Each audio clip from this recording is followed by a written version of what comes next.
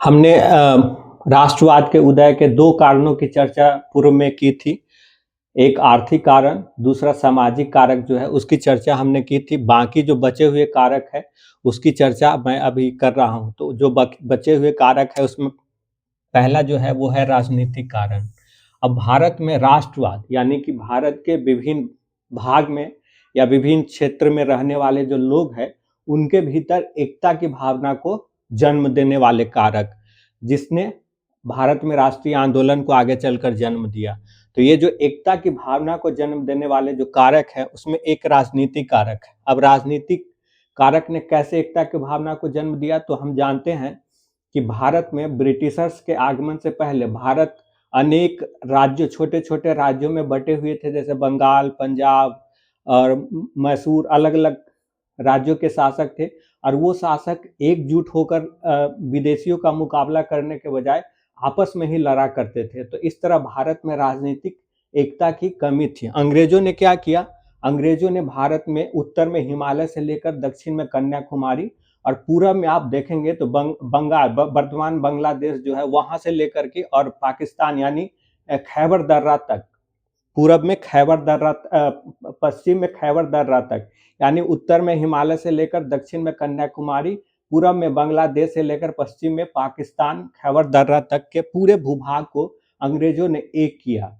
एक इकाई का रूप दिया। और ये जो राजनीति एकीकरण की प्रक्रिया थी, इसी ने आगे चल के भारत के लोगों के भीतर एक मानसिक एकीकरण, मानसिक एकजुटता की भावना को जन्म दिया। और यही एकजुटता की भावना जो थी वो राष्ट्रवाद के रूप में डेवलप हुआ। हमारा जो अगला कारण है वो है प्रशासनिक कारण। प्रशासनिक कारण, आप जानते हैं कि अंग्रेजों के आगमन से पहले भारत में एक अलग मुगल प्रणाली थी और वहाँ एक अलग तरह की कानून व्यवस्था था। लेकिन अंग्रेजों ने भारत को जीतने के बाद भारत के भीतर रूल ऑफ लॉ की स्थापना की, यानी कि विधि के शासन। किसकी स्थापना की? रूल ऑफ लॉ, विधि के शासन की स्थापना की। विधि के शासन की स्थापना की और पूरे भारत में एक समान कानून व्यवस्था को लगाया। 1861 ईस्वी में, 1861 से पूरे भारत में एक समान फौजदारी, एक समान फौजदारी व्यवस्था, फौजदारी मतलब आपराधिक मामलों से निपटने के लिए एक समान फौजदारी व्यवस्था को लागू किया गया। इसके अलावा पूरे भारत में आप जानते हैं कि लॉर्ड कॉर्नवालिस को भारतीय सिविल सेवा का जन्मदाता माना जाता है। तो पूरे भारत में प्रशासन को चलाने के लिए एक निश्चित प्रणाली को डेवलप की गई, जिसमें जिला के स्तर पर जो सबसे बड़ा अधिकारी होता था वो आईसीएस से सिलेक्ट होता था उस समय, जिसको कलेक्टर कहा जाता था,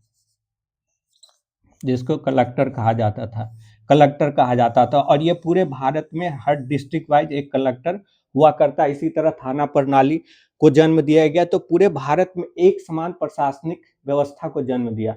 और इस प्रशासनिक व्यवस्था, एक समान प्रशासनिक व्यवस्था का प्रभाव हुआ कि ब्रिटिश सरकार के द्वारा जो भी नियम कानून बनाए जाते थे उससे पूरे भारत के लोग एक समान रूप से प्रभावित होते थे। उसके खिलाफ लोगों में अगर आक्रोश हुआ किसी कानून के खिलाफ, तो पूरे भारत को चूंकि वो प्रभावित कर रहा है तो पूरे भारत के लोगों में आक्रोश उत्पन्न होता था। तो इस तरह प्रशासनिक एकीकरण ने भी भारत में राष्ट्रवाद को जन्म दिया। अब प्रशासनिक एकीकरण में जरूर लिखेंगे रूल ऑफ लॉ की स्थापना की गई। 1801 से समान फौजदारी व्यवस्था को लागू किया गया, सिविल सर्विस की प्रणाली को डेवलप की गई। इसके अलावा एक समान न्यायिक प्रणाली की भी व्यवस्था लागू की गई। तो ये अगला हमारा है तीव्र संचार साधनों का विकास। अगला हमारा जो है वो है तीव्र संचार साधनों का विकास। अब तीव्र संचार साधनों के विकास में अंग्रेजों ने क्या किया? चूंकि सड़क प्रणाली, अच्छे सड़कों का उन्होंने निर्माण किया, सड़क प्रणाली का विकास किया, डाक प्रणाली का जन्म दिया, डाक व्यवस्था को लाया, डाक प्रणाली को उन्होंने डेवलप किया, रेलवे का विकास किया, टेलीग्राफ का विकास किया। तो इस तरह के उन्होंने आधुनिक और तीव्र संचार साधनों का विकास किया। इन संचार साधनों का परिणाम ये हुआ कि भारत के अलग अलग हिस्से के लोग एक दूसरे के नजदीक आ, मान लिए रेलवे की वजह से बंगाल के लोग पंजाब, पंजाब के लोग बम्बई, इस तरह भारत के अलग अलग हिस्से के लोग एक दूसरे से मिलने लगे और अपनी समस्याओं को एक दूसरे के साथ शेयर करने लगे। इससे भी एकता की भावना आई। इसके अलावा सड़कों का निर्माण हुआ और डाक प्रणाली और का विकास हुआ। इस डाक प्रणाली से एक बात यह भी हुई कि लोग चिट्ठी के माध्यम से, पत्र पत्रिकाओं के माध्यम से अपनी भावनाओं को देश के अलग अलग हिस्सों में पहुंचाने लगे। टेलीग्राफ का विकास हुआ। तो इन सब का परिणाम ये हुआ कि भारत के अलग अलग क्षेत्र में रहने वाले लोग एक दूसरे की समस्याओं से अवगत होने लगे, एक दूसरे की जो कष्ट थे, पीड़ा थे, उससे अवगत होने लगे और सबको ये बात समझ में आने लगी कि भारत में जो समस्याएं हैं अलग अलग वर्ग की, उन सब के लिए ब्रिटिश शासन ही जिम्मेदार है। तो ये हमने तीव्र संचार साधनों का विकास कर देख लिया। अगला है लीटन की प्रतिक्रियावादी नीति। लीटन की प्रतिक्रियावादी नीति, तो आप जानते हैं लॉर्ड लीटन एक बहुत ही प्रतिक्रियावादी गवर्नर जनरल था जो भारत के लोगों को हर तरीके से दबाने की कोशिश कर रहा था। लॉर्ड लीटन के कार्यकाल में कुछ ऐसी घटनाएं घटित हुई जिससे लोगों में आक्रोश उत्पन्न हुआ। उन घटनाओं को आप देखेंगे तो सबसे पहली घटना हम देखते हैं अकाल का। 1876 से लेकर के 1878 के बीच में, 1876 से 78 के बीच में देश में भयंकर अकाल पड़ता है और इस अकाल में बताया जाता है कि 5 करोड़ 80 लाख लोग लगभग प्रभावित होते हैं इस अकाल से। और आप जानते हैं एक विद्वान रहे रमेश चंद्र दत्त, जिनको आरसी दत्त के नाम से भी जाना जाता है। रमेश चंद्र दत्त की एक पुस्तक है economic history of India, Bharat का आर्थिक इतिहास। Economic history of India, Bharat का आर्थिक इतिहास, रमेश चंद्र दत्त जी की पुस्तक है। इस पुस्तक में रमेश चंद्र दत्त जी ने बताया है कि ये जो अकाल पड़े थे, इस अकाल में भारत के कुल लगभग 50 लाख लोगों की मौत हुई थी। कितनी? लगभग 50 लाख। 50 लाख लोग भूख से मर गए थे। 50 लाख लोग भूख से मर गए थे इस अकाल में। ऐसा आरसी दत्त, रमेश चंद्र दत्त ने अपने पुस्तक भारत का आर्थिक इतिहास में बताया है। और कुल 5 करोड़ 80 लाख लोग प्रभावित हुए थे। लेकिन जिस वक्त ये सब चल रहा था उसी समय लॉर्ड लीटन कुछ और भी कर रहा था। उसी वक्त लॉर्ड लीटन कुछ और भी कर रहा था। दरअसल 1876 में, वर्ष 1876 में ब्रिटिश संसद के द्वारा रॉयल टाइटल एक्ट पारित किया गया था। राज परिवार अधिनियम, रॉयल टाइटल एक्ट पारित किया गया और उसमें ये कहा गया कि महारानी विक्टोरिया जो थी उनको कैसर-ए-हिंद की उपाधि से सम्मानित किया जाएगा। कैसर-ए-हिंद, महारानी विक्टोरिया को कैसर-ए-हिंद की उपाधि से सम्मानित किया जाएगा। और इस महारानी विक्टोरिया को कैसर-ए-हिंद की उपाधि से सम्मानित करने के लिए 1 जनवरी 1877 को भारत में दिल्ली दरबार का आयोजन किया जाता है। दिल्ली दरबार का आयोजन किया जाता है और यहाँ बड़े बड़े राजा महाराजा सभी लोग भारत के उपस्थित होते हैं। और इसी दिल्ली दरबार में महारानी विक्टोरिया को कैसर-ए-हिंद की उपाधि से सम्मानित किया जाता है। क्योंकि ये जो दिल्ली दरबार का आयोजन किया जाता है इसमें बहुत अधिक पैसा खर्च किया जाता है और इससे भी लोगों में गुस्सा उत्पन्न होता है। क्योंकि एक तरफ तो अकाल है जिससे 50 लाख लोग मर गए, तो आवश्यकता तो ये थी कि अकाल पीड़ितों की सहायता किया जाए, लेकिन उसके जगह उनकी सहायता करने के बजाय एक भव्य दरबार के आयोजन पे भारी भरकम पैसा खर्च किया जा रहा था। इसके अलावा आप देखेंगे तो लॉर्ड लीटन के कार्यकाल में कुछ और घटनाएं घटित होती है जिसका उल्लेख आपको करना है। एक 1878 ईस्वी में भारतीय शस्त्र अधिनियम पारित किया जाता है। भारतीय शस्त्र अधिनियम। और इस अधिनियम में, भारतीय शस्त्र अधिनियम में ये व्यवस्था की जाती है कि भारत के लोग शस्त्र रखने और शस्त्रों का व्यापार तभी कर पाएंगे जब वो इसके लिए आवश्यक लाइसेंस प्राप्त करेंगे। यानी कि भारतीयों को शस्त्र रखने और शस्त्र का व्यापार करने के लिए आवश्यक लाइसेंस की आवश्यकता थी, लाइसेंस प्राप्त करना होता था। लेकिन यही बात अंग्रेज और यूरोपीय लोगों पर लागू नहीं होती थी। वो बिना लाइसेंस के ही शस्त्र रख सकते थे और शस्त्र का व्यापार कर सकते थे। एक और घटना 1878 ईस्वी में घटित हुई थी, वो था भारतीय भाषा समाचार पत्र अधिनियम। भारतीय भाषा समाचार पत्र अधिनियम। भारतीय भाषा समाचार पत्र अधिनियम। भारतीय भाषा समाचार पत्र अधिनियम 1878 इसमें पास किया गया और इसमें यह कहा गया कि दरअसल ये अधिनियम भारत में जो भारतीय भाषा के समाचार पत्र थे, जो सरकार की कमियों की आलोचना कर रहे थे, इसका उद्देश्य उसका ही दमन करना था। और इसमें कहा गया कि अगर जो भारतीय भाषा में छपने वाले समाचार पत्र हैं, उन समाचार पत्र के जो संपादक है, जो मालिक है, उनको एक जिला मजिस्ट्रेट के सामने बॉन्ड भरना होगा और उस बॉन्ड के माध्यम से उन्हें ये बताना पड़ेगा कि हम कोई भी ऐसी घटना नहीं छापेंगे, ऐसी घटना का प्रकाशन नहीं करेंगे जो सरकार के खिलाफ लोगों में आक्रोश या उपद्रव की या विद्रोह की भावना को जन्म दे। तो इस भारतीय भाषा समाचार पत्र अधिनियम जो था, यह भी एक तरह से भारतीय भाषा के समाचार पत्रों को दबाने की कोशिश कर रहा था। इसके खिलाफ भी प्रतिक्रिया हुई। एक और घटना जो घटित होती है लॉर्ड लिटन के कार्यकाल में, वो था सिविल सेवा में आयु घटाना। सिविल सेवा में आयु घटाना। अब सिविल सेवा में बैठने की आयु जो थी अधिकतम 21 वर्ष थी, 21 वर्ष, और उसको घटा करके उसने 19 वर्ष कर दिया था। 19 वर्ष कर दिया था। और इस चूंकि सिविल सेवा का परीक्षा इंग्लैंड में होता था, तो भारतीयों एक तरह से लॉर्ड लिटन की ये कोशिश थी कि इस सेवा में भारतीयों के जो भी थोड़े बहुत प्रवेश हो रहे थे उसको रोका जाए, क्योंकि इस कम उम्र में भारत के जो प्रतियोगी छात्र थे उस वक्त के, उनके लिए लंदन जाना और परीक्षा देना और तैयारी करना काफी मुश्किल काम था। तो इस घटना ने भी लोगों में एक आक्रोश की भावना को जन्म दिया था। और हमारा जो अगला है वो है इल्बर्ट बिल विवाद। इल्बर्ट बिल विवाद, ये एक सर पीसी इल्बर्ट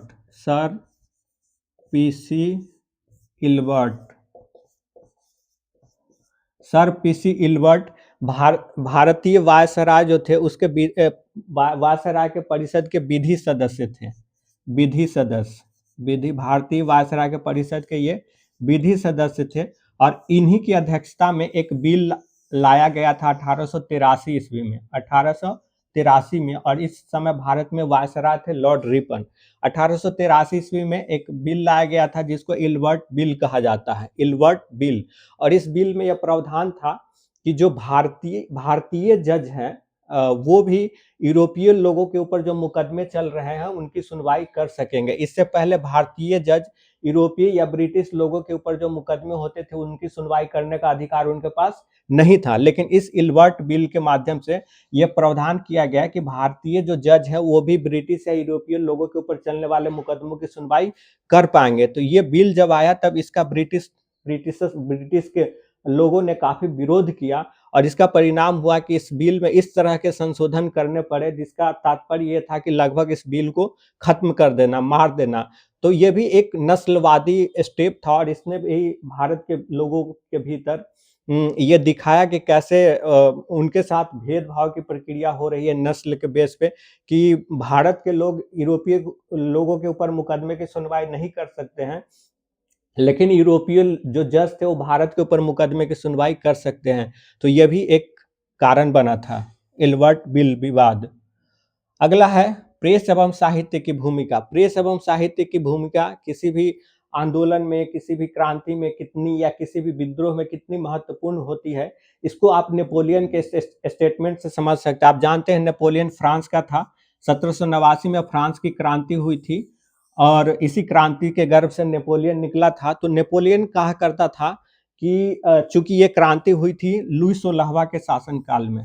लुई 16वां जो कि फ्रांस का शासक था, उसी के शासनकाल में ये घटना घटित हुई थी। तो नेपोलियन ने बाद में कहा था कि अगर लुई 16वां वाल्टेयर के लेखनी को रोक लिया होता, लुई 16वां वाल्टेयर के लेखनी को रोक लिया होता तो फ्रांस में क्रांति नहीं होती। यानी जो वाल्टियर थे वो एक लेखक थे, साहित्यकार थे, और उनकी लेखनी, उन्होंने फ्रांस के लोगों में समानता, स्वतंत्रता जैसे भाव को जन्म दिया था। तो ये बात भारत के संदर्भ में भी लागू होती है। भारत में ब्रिटिश काल में बहुत सारे प्रेस एवं साहित्यों का प्रकाशन हुआ था। जैसे आप देखेंगे राजा राम मोहन राय के द्वारा संवाद कौमुदी का प्रकाशन हुआ। संवाद कौमुदी ये बांग्ला भाषा में था। उसके बाद राजा राम मोहन राय ही मीरातुल अखबार, मीरात उल अखबार, ये फारसी में था। मीरातुल अखबार का प्रकाशन राजा राम मोहन राय ने किया। इसके अलावा आप देखेंगे अमृत बाजार पत्रिका,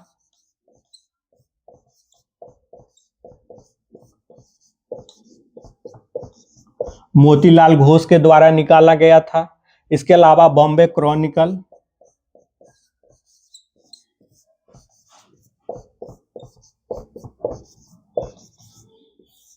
द इंडियन मिरर,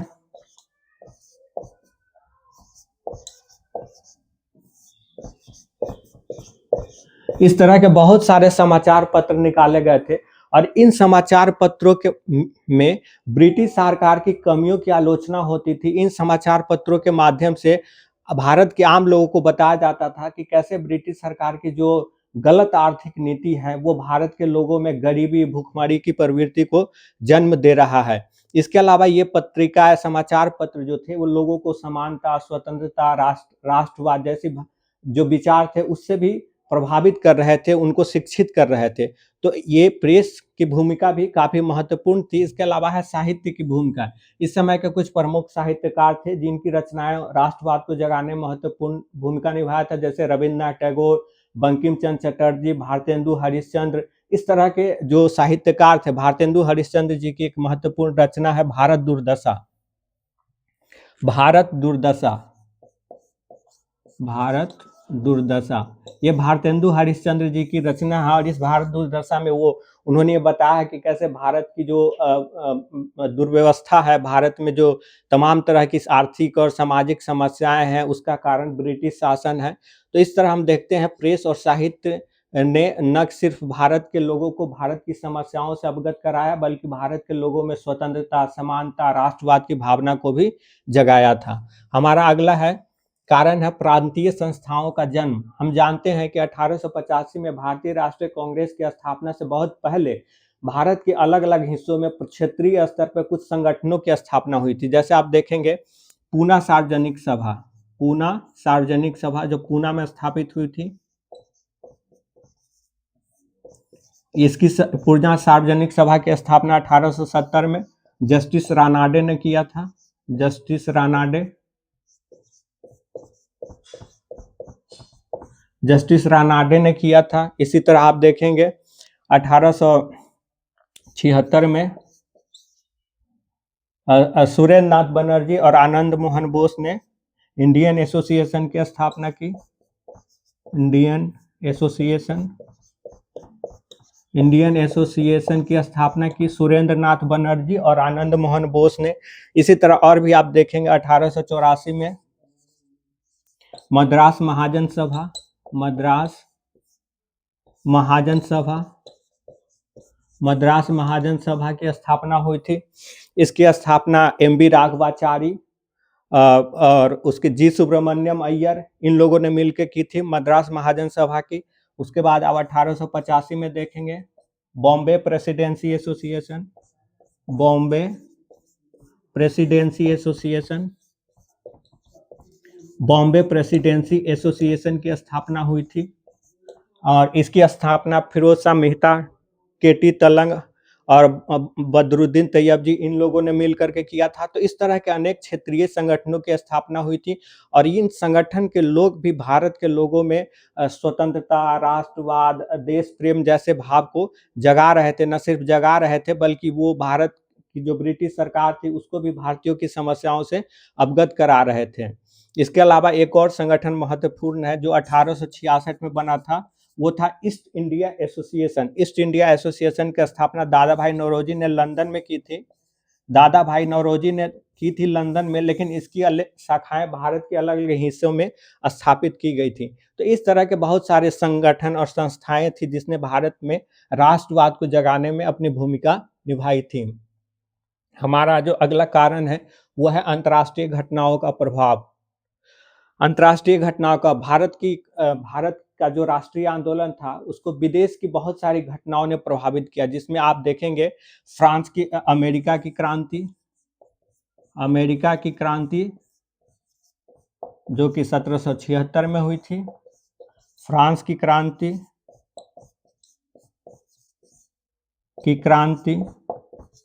जो 1789 में हुई थी। इसके अलावा इटली और जर्मनी का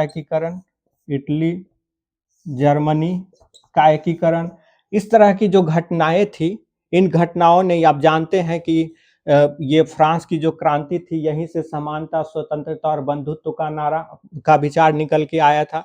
तो इन घटनाओं ने अमेरिका क्रांति, ये भी अमेरिका के जो लोग थे उन्होंने ब्रिटिश अमेरिका को भी अपना गुलाम बनाए हुए थे, तो ब्रिटिशर से ही अमेरिका के लोगों ने लड़ करके अपने आप को आज़ाद किया था। उसके अलावा इटली जर्मनी का एकीकरण हुआ। उस दौरान मेजनी, गैरीबाल्डी जैसे लोगों ने अनेक गुप्त संस्थाओं, क्रांतिकारी संस्थाओं का स्थापना की थी। उससे प्रभावित होकर भारत में भी गुप्त क्रांतिकारी संगठनों की स्थापना हुई, जैसे अभिनव भारत जैसी संस्थाएं। तो इस तरह बहुत सारी विदेशी घटनाएं थी। उसके अलावा आप देखेंगे 1917 में रूस की क्रांति जो हुई थी, वो बाद में आप देखेंगे यही इसी क्रांति से प्रभावित होकर के भारत में आप एक क्रांतिकारी विचारधारा का उदय होता है, जो आप देखते हैं हिंदुस्तान सोशलिस्ट रिपब्लिकन एसोसिएशन की स्थापना भगत सिंह, चंद्रशेखर आजाद जैसे लोग करते हैं। तो इस तरह की जो विदेशी घटनाएं थी उसने भी भारत में राष्ट्रवाद की भावना को जन्म दिया। अब ये जो अगला पॉइंट हमारा आईएनसी, इंडियन नेशनल कांग्रेस की स्थापना, देखिए इस पॉइंट को आप चाहें तो राष्ट्रवाद के उदय में लिख भी सकते हैं और छोड़ भी सकते हैं। इसको छोड़ इसलिए सकते हैं क्योंकि राष्ट्रवाद के उदय का ये परिणाम था इंडियन नेशनल कांग्रेस की स्थापना। लेकिन इंडियन नेशनल कांग्रेस की स्थापना ने भारत में राष्ट्रवाद की भावना का प्रचार प्रसार भी और बड़े स्तर पे किया था। तो ये आपको लिख भी सकते हैं, छोड़ भी सकते हैं। आप जानते हैं 1885 में भारतीय राष्ट्रीय कांग्रेस की स्थापना हुई। लेकिन जब आपसे ये पूछा जाए कि भारत में अगर सिर्फ आपसे पूछा जाए कि राष्ट्रवाद के उदय के कारण, तब तो आप यहाँ तक लिख करके छोड़ सकते हैं। लेकिन जब आपसे ये पूछा जाए कि भारत में राष्ट्रीय आंदोलन के उदय के कारण, तो आप आईएनसी की स्थापना का जिक्र जरूर करेंगे। आईएनसी की स्थापना का जिक्र जरूर करेंगे। तो ये हमने कुछ महत्वपूर्ण कारण देखे। और भारत बीपीएससी में राष्ट्रवाद से जुड़े हुए जो कुछ और बातें आ रही हैं, उसमें एक क्वेश्चन ये आता है कि राष्ट्रवाद के उदय की आलोचनात्मक व्याख्या करें। आलोचनात्मक व्याख्या करें, तो हम इसकी आलोचनात्मक व्याख्या कैसे करेंगे, इसको जरा देखते हैं। अब जैसे देखिए, इसको हम मिटाते हैं पहले।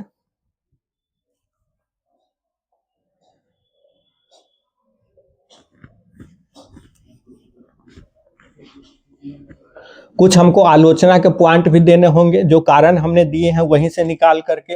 एक तो है ब्रिटिश विद्वान है आर कूपलैंड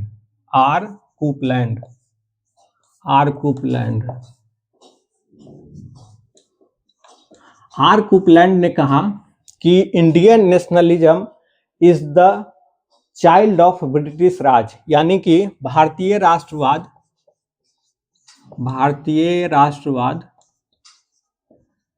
ब्रिटिश राज की संतान है। ब्रिटिश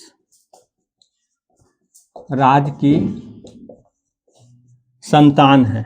ये ब्रिटिश विद्वान कूपलैंड, चूंकि ये ब्रिटिश शासन के पक्षधर थे, हिमायती थे, तो जाहिर है इन्होंने ये बताने की कोशिश की कि भारत में जो राष्ट्रवाद का जन्म हुआ, दरअसल वो राष्ट्रवाद का कारण ही अंग्रेज थे।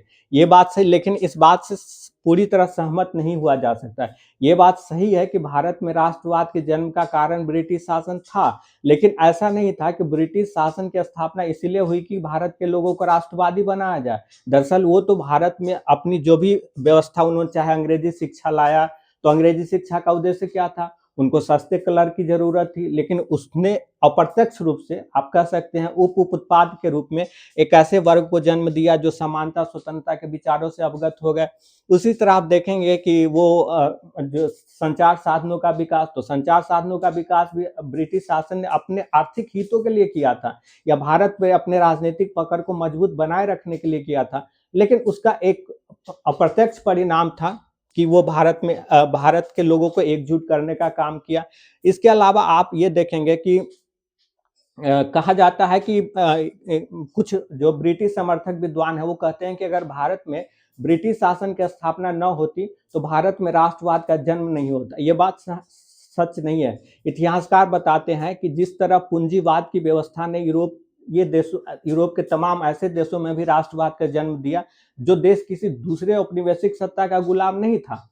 जैसे अगर आप फ्रांस में देखेंगे या और दूसरे देशों में, जर्मनी में, इटली में देखेंगे तो वो वहाँ विदेशी शासन नहीं था, वहाँ पे वहाँ के राजतंत्र के खिलाफ ही लड़ाई लड़ा गया था। हालांकि 1789 में जो फ्रांस की क्रांति हुई थी वो वहाँ के राजतंत्र के खिलाफ ही लड़ाई लड़ा गया था।